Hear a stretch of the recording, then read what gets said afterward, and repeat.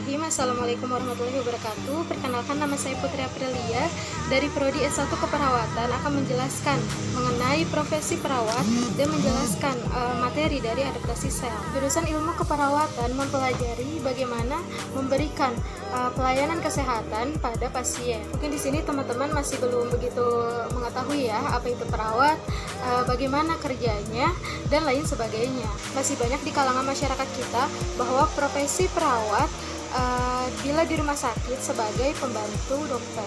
Seorang perawat banyak diartikan dan dipersepsikan sebagai seorang yang hanya menuruti kata dokter dan bisa disuruh-suruh seenaknya. Semua itu jelas salah total, dan asumsi yang masih banyak di masyarakat memang harus diluruskan. Perawat itu sebenarnya bukan pembantu dokter, melainkan sebuah profesi yang sebenarnya setingkat dengan dokter. Bila dokter dalam hal medisnya, sedangkan perawat dengan profesi perawat tentunya bertugas dan berperan di bidang keperawatan itu sendiri. Sedikit mengulas kembali bahwasannya pengertian keperawatan adalah suatu bentuk pelayanan profesional yang merupakan bagian integral dari pelayanan kesehatan pada ilmu dan kiat keperawatan, berbentuk pelayanan biopsikososial spiritual yang komprehensif, ditujukan kepada individu, keluarga, dan masyarakat, baik sehat maupun sakit, yang mencakup seluruh proses kehidupan manusia. Lanjut ke materi adaptasi sel. Sel merupakan unit terkecil makhluk hidup. Adaptasi sel merupakan kemampuan sel untuk menyesuaikan diri pada perubahan lingkungan dengan melakukan perubahan morfologi dan fisiologi.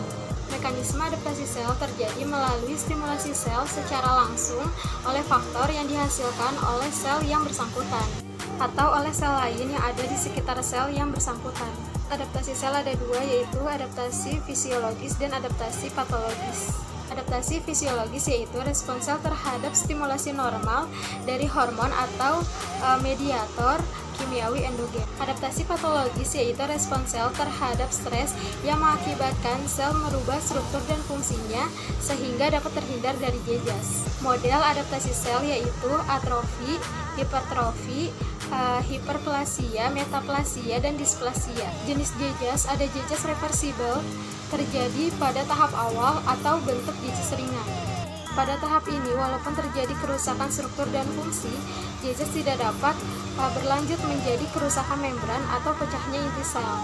Terdapat dua bentuk, yaitu degenerasi hidrofik dan degenerasi lemak.